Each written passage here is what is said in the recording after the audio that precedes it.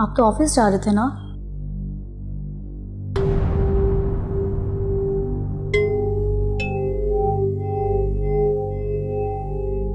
सब खैरियत तो है वलीद?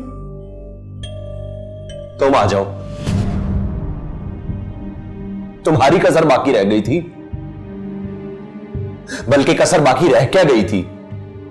सुबह तुमने बाबा के सामने मेरा बना बनाया खेल बिगाड़ दिया।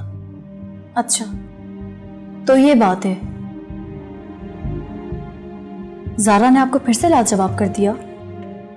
तुम तो खुश होगी ना?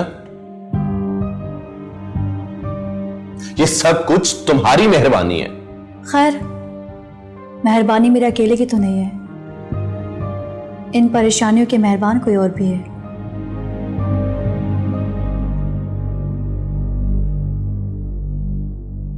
पता है, जब दिल के बहुत करीब से मारा जाए ना, तो तकलीफ बहुत ज्यादा होती है। तुम अपना ये तंज बंद कर सकती हो?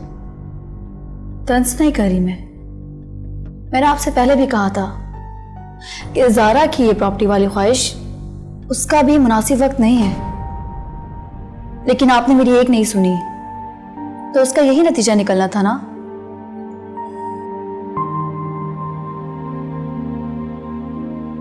मैं आपकी बीवी हूं वलीद, फिर भी आपको एक नसीहत करूंगी, सुन लें आप। मैं आपको फिर से बता रही हूं, बीवियों की सारी ख्वाहिशों पे आमीन नहीं कहा करते, ख़ुसूसन जो पूरी ना हो सकती हूं। इसे ओवर कमिटमेंट कहते हैं।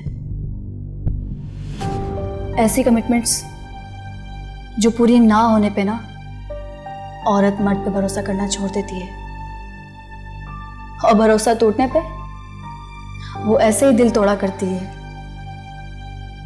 तुम ये बातें बनाने के अलावा और कुछ कर सकती हो? फरमाइए आप। क्या तुम बाबा से, मेरा मतलब है कि अगर तुम अपना प्रॉपर्टी का हिस्सा मांगो तो सारा को खुद ब खुद उसका हिस्सा मिल जाएगा।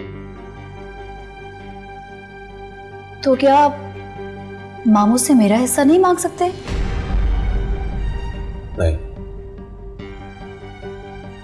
वो मेरी बात नहीं मानेंगे।